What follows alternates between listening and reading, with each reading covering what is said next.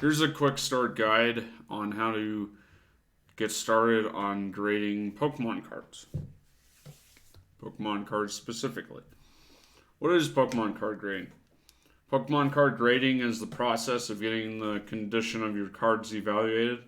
The better the condition, the higher the grade they'll get, which is typically a numerical score out of 10. Pokemon card grading companies. There are two main card grading services that are widely accepted among serious collectors. There are PSA and Beckett. PSA has the largest market share, but Beckett is well respected for his more detailed grading. There are four key factors that affect the grade of your Pokemon cards. Centering. This refers to how well centered the artwork on the card is. Grading services tend to be stricter with centering on the front of the card compared to the back. They will also work off certain centering ratios to determine the grade of the card. Corners. This refers to the condition of the corners of the card. Anything like whitening, nicks, or unsymmetrical cutting can affect the grade of the card. Edges.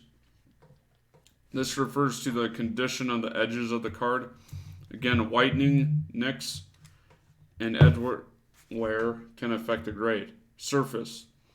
This refers to the condition of the surface of the card. Scratches, nicks, print lines, and even holographic bleed can affect the grade. PSA Pokemon Card Grading Scale. PSA run a simple grading scale from a poor 1 to a Gem Mint 10. Beckett Card Grading Scale. Beckett has a more in-depth process, giving subgrades for the four key factors mentioned above. Their range runs from a poor 1 to a pristine 10. Interestingly, they also have an elite level above that called a Black Label Pristine 10 for cards that score 10 for all the subgrades. And as you can imagine, these cards are highly sought after and are valuable. So alternatives to that. As demand for PSA and Beckett has shot up massively this year, the popularity of an alternative Pokemon card grading service has increased. This company is CGC, Certified Guarantee Company. Although it's fair to say that their case designs aren't quite as aesthetically pleasing as PSA or Beckett, their wait times are considerably less, which is likely the reason for their increased popularity. And if you live in the UK,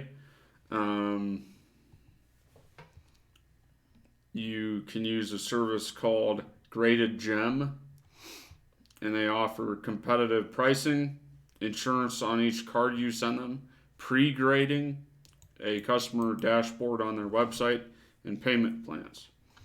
So what's the cost of grading cards? Through Graded Gem, you can pay as little as €8 per card. They also offer express services, which cost €39 per card, depending how quickly you want them back. How long does it take? This year has seen unprecedented demand for Pokemon card grading services, and as such, wait times have never been longer. Currently, for a standard service, you should expect to wait anywhere from 6 to 12 months to receive your cards. That's an estimate. The likes of PSA have hired considerably more staff this year and refined their processes. However, the likelihood is demand is still far greater than the resources, and they're saying just not to worry about the. So, how do you submit your cards for grading? Put your card in a penny sleeve. Attach a post-it tag to the penny sleeve so it's easy to pull out. And finally, put the penny sleeve card inside of a semi-rigid card holder. So, is it worth grading Pokemon cards? Whether you're looking to increase the value of your cards or simply protect them, this guy believes that grading them is worth it. certainly for vintage cards or rare variants, as Pokemon card values have increased exponentially in recent times. And by, quote, locking in or preserving a card's condition, you're giving it the potential to be a sought after piece that many collectors will want to get their hands on.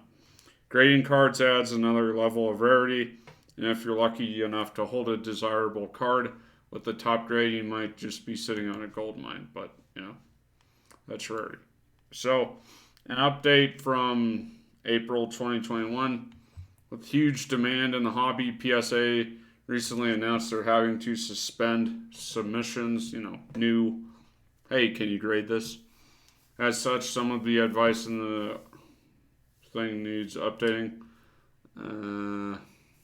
Yeah, so, like if you have a Charizard or you have like a Mewtwo or yada, yada, yada, those are probably worth getting graded. But if it's like,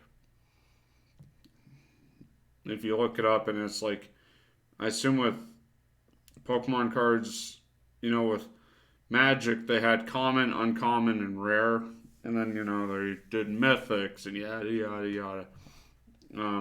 It's good to grade rares or, look on eBay or whatever. And, or they sell, look at your card, Google it. And my cousin sent me a website on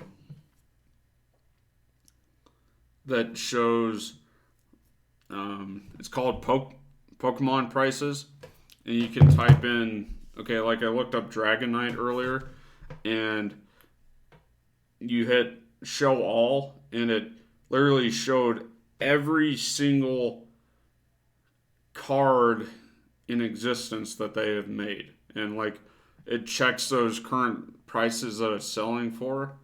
So that at least gives you an idea of where to start when you're selling this stuff, right?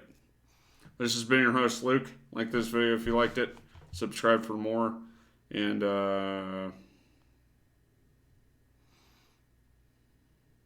I think this was a worthwhile video to make. Have a good night.